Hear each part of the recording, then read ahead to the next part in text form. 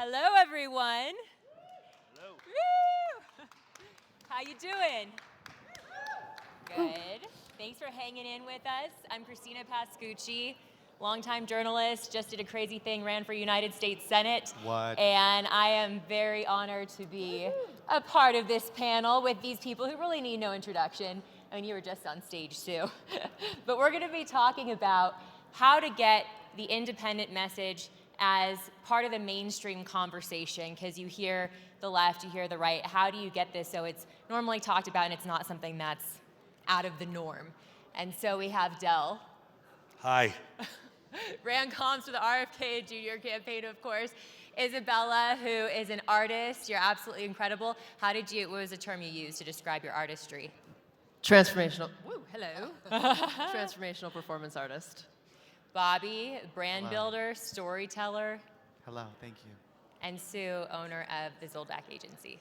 Can I just add a caveat? Because on the last panel, which wasn't supposed to be right before this, I introduced myself as the executive director of the Better Governors Institute, which I am. And so I don't want people to think that I'm up here trying to pull some kind of sham. But I'm also the owner of my own creative agency, the Zoldak Agency. I wear many hats, and then if you're here in the hotel on Friday morning, you will see me physically disassembling some of the exhibits. And so I just, I do whatever it takes.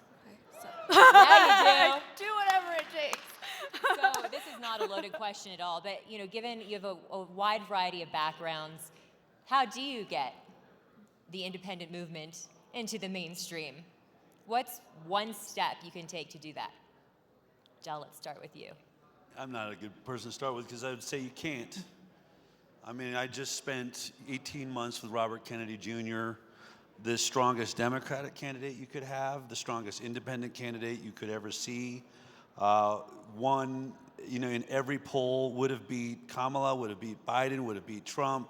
So you had someone that's absolutely, everyone that looks at polls, everyone in mainstream media knows that you could have changed the entire system. But that system, right, the establishment, the mainstream's the establishment. It's like saying, when are we going to get Darth Vader to accept, Jedis in the world? I think what is brilliant is that we are making mainstream more and more irrelevant every day. And maybe we'll redefine what mainstream means. Maybe mainstream will eventually be defined by, all the alternate media and the true voices of the people.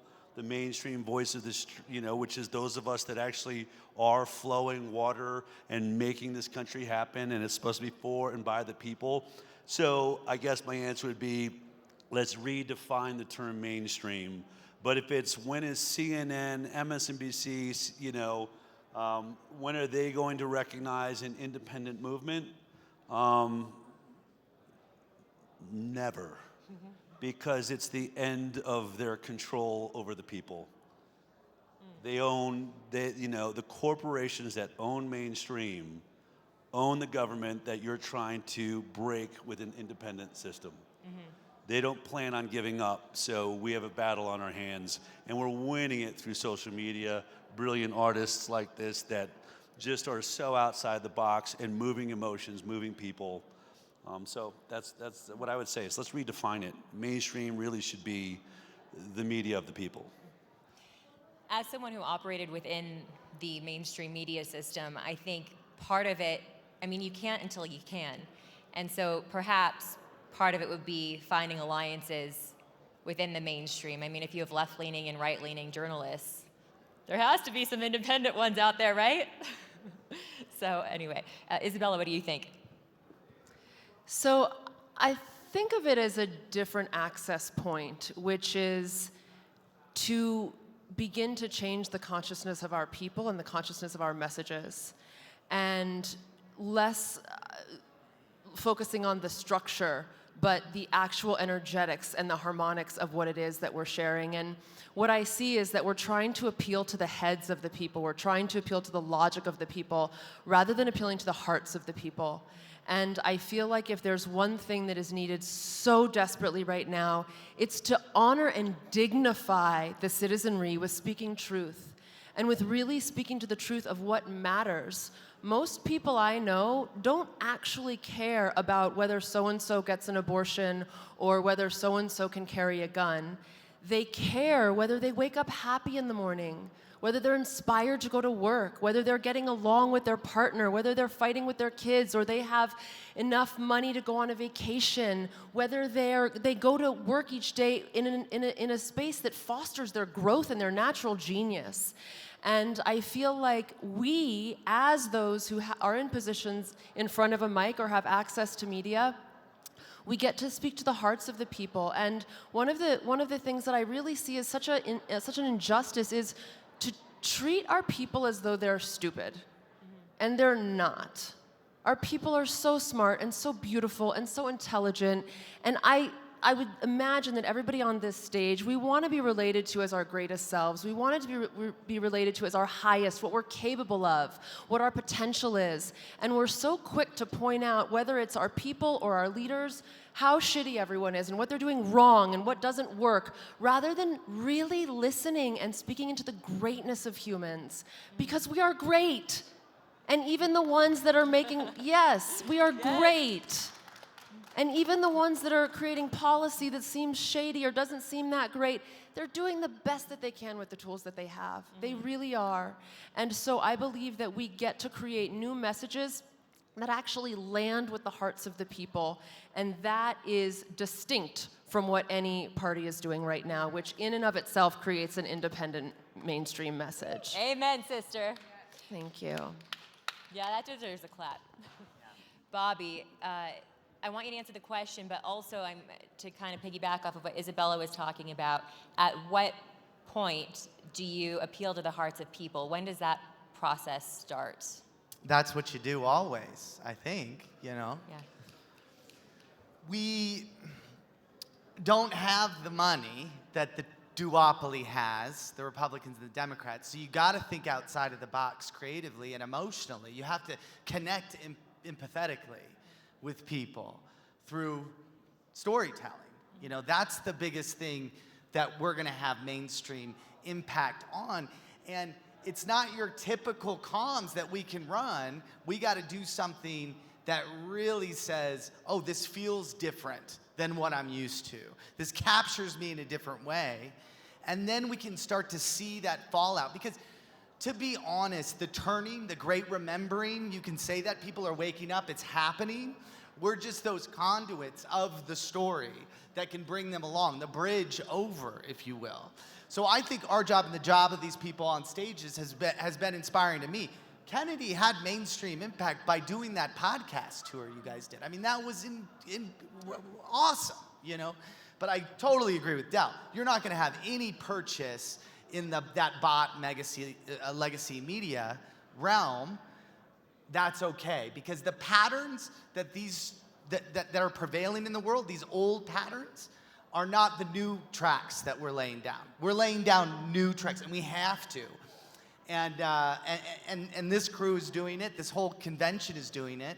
How do we organize and mobilize? I will say this: there's going to be influencers that are coming on board, celebrities. If we run an independent, you know, if we kind of unite around the independent movement, because so many, 51%, right, of people really relate to that independent message. And maybe that independent message is just, I don't agree with the duopoly.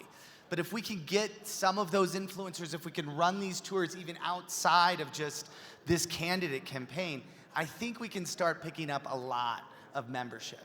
Yeah. Okay, I'm going to come back to you with a question on something that you said. I want to hear from Sue first, though, on your response to this. Are we still asking about the mainstream media? Is Yep. that, I'm going to stay on top. I don't know if people are going to like my answer to this, but,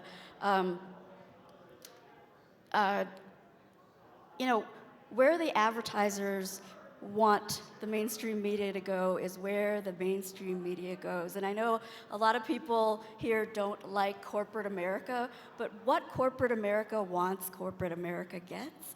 And, you know, having worked 20 years in Washington, D.C. and worked for most of the major trade associations, that is how you win in this country.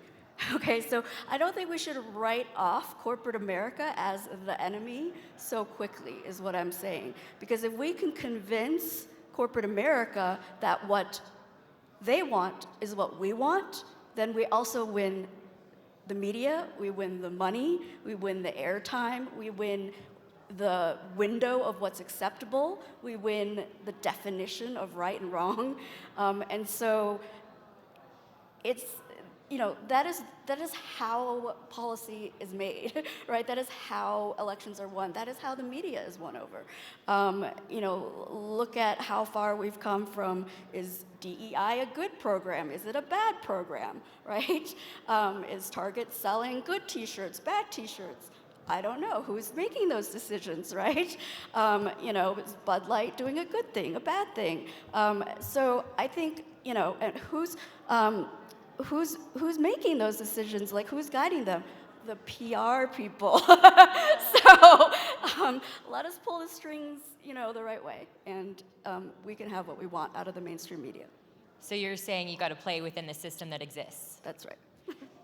Which is a valid point. And then what's the point of the independent movement if you're playing within the two-party? I mean, then with that mentality, you would play within the two-party system. Well, I think the question is, what do we actually want out of society, right? Like, let's forget the words about the movement or the politics of it. I think the eye on the prize is, what is the society that we want, right? And let's think about that, because that's how I think about everything that I do, right? I don't, we have a digital ad campaign. I'm not like, how many clicks did we get? I'm like, did we change people the way you wanted to?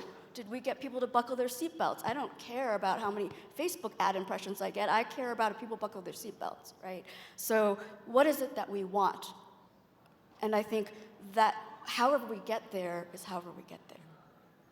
And Bobby, you were talking about the independent message for the 51% of people who identify as independent. When there are so many differences in how people within it's very fragmented currently, and there needs to be a more cohesive approach, I think a lot of people have been saying during this conference thus far. So what does that united message look like? Okay, so I think that the independents together could form this coalition and run campaigns. One campaign that would be fun, I think, is called Independence Anonymous. Very similar to AA, maybe a little comedic. And what you have is people saying, man, I'm 20 days off CNN and it's been difficult. I'm gonna pick up my chip today because I did watch MSNBC. And like really appeal to the fact that people are struggling with the duopoly, messages that can cut through into the sentiment of our time and make it okay to choose independent. That's what I think we can do. And then you create a love mark in people's hearts. They're like, yeah, I don't know exactly what the tent poles of this platform are, and those are being discovered, of course, but I'm resonating, I'm being pulled. I'm done with this polarization, And I don't know how you do that within mainstream media necessarily, but I would run those campaigns through, your millennials and on down, yeah. I want to jump in on that thought because I come from what I would say the medical freedom movement. And every conference I go to like this for medical freedom, they've been asking the same thing for 20 years before I got there and the 10 years I've been there. What is our central? We need a central messaging. We need, what is, how are we all going to come together? And you're not. In fact, the attempt to do that makes you weak. The one thing you will never do is beat Goliath and say, we're all lining up right here with one message. Here's where you find us. You're going to lose. Guerrilla, which is what social media is we're attacked from all sides. You have no idea where we're coming from. The concept of being independent means we are not all in some, singular mindset and agreeing with everything that we have to say. I just came from an independent campaign. I would watch the articles of people that would either fire or get left and say there's fighting inside. Someone just put out an email that said that Donald Trump did blah, blah, blah, or that Kamala, And what's the explanation? Here's the explanation. We have ex-Trump people, we have, ex-Bernie people, we have ex-Ron Paul people, we have ex-Obama people, and we're all trying to get along, and guess what? We don't agree on everything. Yeah. And an email got out that we don't agree on, That's independence. Democracy, a republic, is messy.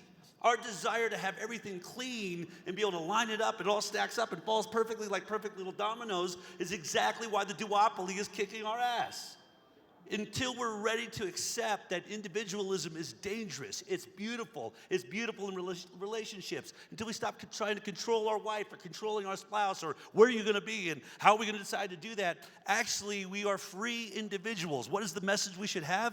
Be free. Express yourself. What we should be talking about here is celebrating all the different types of thought systems that mean independent.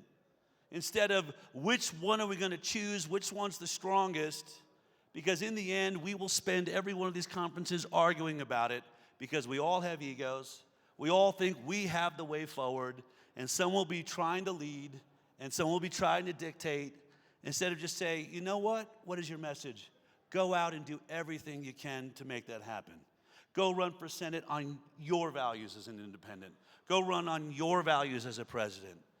And once we have freedom, we'll all find each other there, and it's going to be a tapestry that is magnificent, diverse, and beautiful. Powerful message. It sounds like it's a recalibration of the system, because the way that the public minds operate right now, I think they do want a cohesive message to understand how to define something. So you just break through all that. Yeah, you have to let go of your need to control everything. Right? Everything I get asked is, how does this end, Del? What's the end game? In many ways, I think that's the tree of the knowledge of good and evil. I know you want to know. That's actually Satan. I mean, not to like act weird here, but God is stepping in faith. God is every moment. I don't know where this goes. I know what I'm being guided to do right now. What we want, when someone says, I want to have that central messaging, really it's an audience of people that's saying, once you figure that out, then I might get off my ass and decide to help you. Because they know how hard that is, to find what that messaging is. Instead, what we all need to do, the only difference sometimes between people on a stage or someone in an audience, and I'm sure there's great thought leaders in front of me, so I don't mean this in any other way, but the people that take the next right step and walk in that faith, they are the leaders. They are making the difference in this world. And if you're waiting to hear a message that makes you take that first step, then right now you are not living. You're not alive, and the independent movement's not going anywhere. It requires your inspiration, your personal inspiration. What you are here to bring to this world, do it. Start walking. And nothing, once we all start walking, will stop us. But if we sit back and sit here waiting for the messaging, someday we'll figure out how to take the castle wall. Oh, look, Del's sitting on a stage today. He seems pretty inspired. Nothing's going anywhere. And I don't mean to be negative, because we're really moving the needle. I think we have to recognize where we're at. I mean, in all honesty, so many people are moving. So much in our language is changing. People are questioning vaccines all over this country, which everyone told me 7 years ago, Del, it's never going to happen. You're never going to break that system. Bullshit. We can break any system there is, as long as we start moving and tracking on it. Yes. So when you led comms for RFK, was that your approach? Is let him be who he is? I hired people and said, Del, what's our message? I don't know. Let me see what you do. I mean, Jonathan Hiller, if he's out here, I mean, dynamic individual. You know, Bobby came in and made videos. What's the plan, Del? I was like, I don't know. Let me see what you do. I'm looking for unique individuals to inspire people. You're going to inspire people differently than I'm going to inspire people. What I didn't do is micromanage and say, this is how we're going to make our videos. So everyone said, that's the most powerful social media ever achieved. When Vivek's team dropped out and started helping Nicole Shanahan, you know, the people came over and said, you guys are the ones to beat. How are you doing it? Celebrating independent, creative people and saying, go do what you do. And I think it's so important, what you're sharing, because not just for the independent movement, but for our humanity collectively, for each person to be inspired and supported and spoken into their natural genius leading the way. And if we were each expressed in our natural genius, we would be living in an entirely different existence that would naturally coalesce and come together. All of the puzzle pieces would fit exactly into place. And I feel like, additionally, there's some humility required in this. Because the truth is, nobody knows what the fuck they're doing. No one. We're all trying to figure it out. We're all trying to do it a little bit better than we did yesterday, just like our parents were trying to do a little bit better than their parents did, and we still blame them and shame them and make them wrong and blame us for our therapy. And truly, most parents just want the best for their children. And I think the same can be said for most of those in positions of leadership that came in with an innocent, true desire to support the people. Maybe got corrupt along the way, maybe got thrown off along the way, but I really do believe that most people who are here to serve have a genuine desire to serve.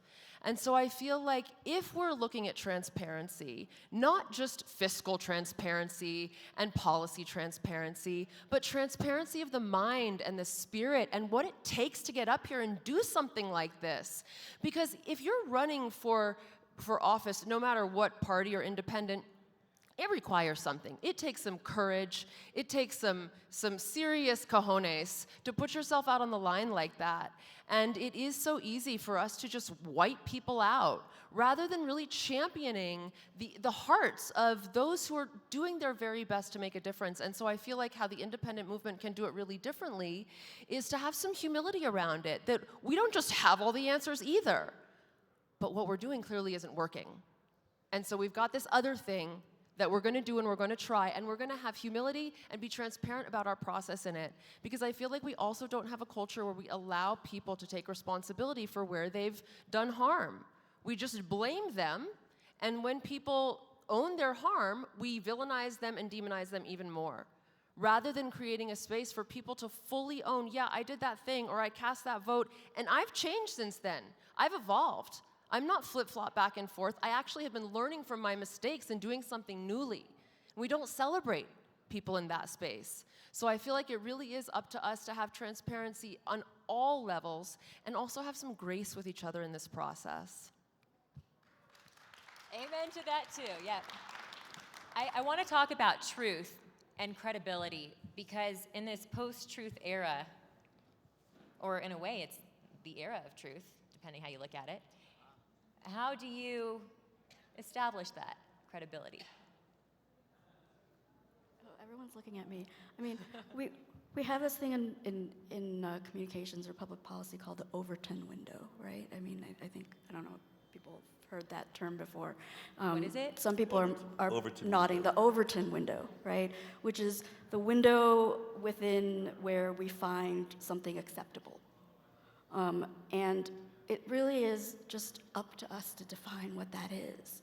And so the truth is what we define it to be, really. To win, to win an election, to win, a piece of legislation, to change society, all we're always really doing is shifting the Overton window. Right? What once wasn't acceptable becomes acceptable, right? I mean, that, one of the biggest victories of shifting the Overton window was gay marriage, right? And so you just have to, think about it that way. What once was thought to be unacceptable is now perfectly acceptable as it should be. And so it's all about how do we shift that Overton window. And and you could say, well, we shifted the truth, right? What people thought the truth was. People once thought the world was flat, right? And they were like absolutely sure it was. And so we just need to find a way to do that. And it's about putting all of our tools and resources to it, the feeling, the creativity, the science behind it, the polling, all of those things do have to come together. Sometimes it happens quickly, sometimes it happens slowly, but when you look at it like that, looking at that shift in the window, that's what has to happen. Yeah. Bobby? Truth does seem to be getting more relative. It really does. I liked what Isabella and I were talking about backstage. Bring it forward here. A little bit more on the heart, I think that it's going to be person to person a lot.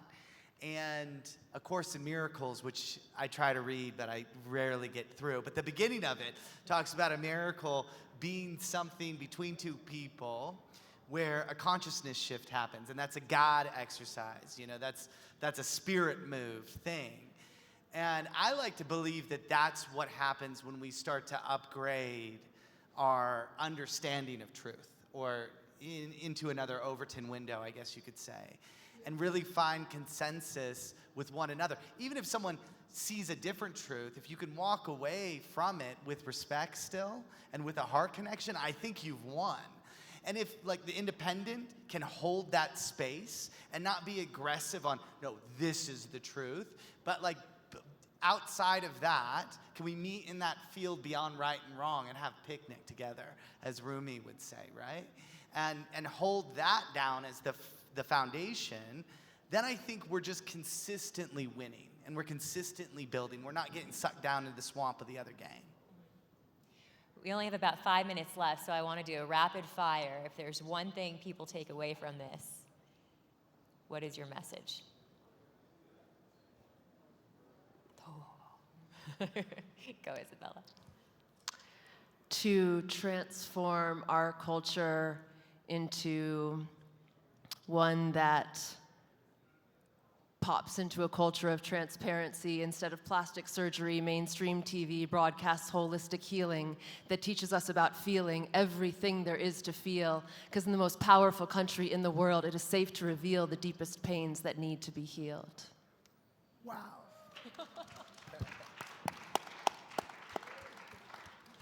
I'll say that you don't know how far your ripples can go. You know, Dell's films changed my family's life. Bobby Kennedy moved me into politics. Like, these are big names, but I mean, your small act of kindness can shift someone's life, and even your stance against something or for something can really change that world. So I would say it is about holding that vibration and rippling out your truth, for sure. I think as someone who, who makes a lot of advertising, I think, what good advertising to me has in common is that it's since this session is about messages and media, it's something that makes the audience nod with you, right? Oftentimes we try to want to force a message on somebody because we want to, hit them over the head with something or shock them or awe them or be like, if you only knew this, right, you would, if you only had common sense, you would, but that often doesn't work, right? What works is when you can get somebody to nod with you. When I go into focus groups or when I fail in the focus group or go to the bar and try to convince someone sitting next to me at the bar, it's up to see if that works.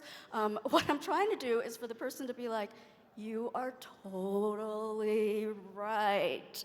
And what I want is that head nod, right? And so to me, that's the message that we're looking for.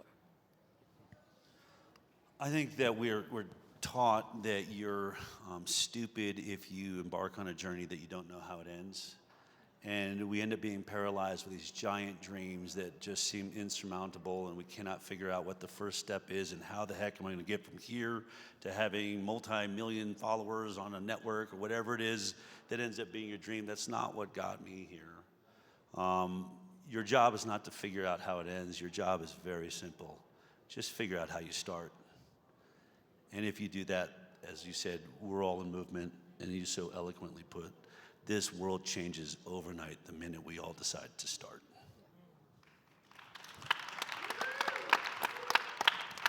Be curious, take that big leap, and I think it's so important, even though a lot of people here are not in an echo chamber, or we don't think we are, maybe thinking differently is an echo chamber when you're surrounded by only people who think differently in a way. So be curious with the people who are maybe those hardcore Democrats or Republicans, and how did you get to that place, and why do you think the way you do? And I think if we were more curious about one another, it would be a much better world. So it's an honor to share the space with you all. Thank you for your time and energy. Thank you. Thank you all. Thank you, Christina.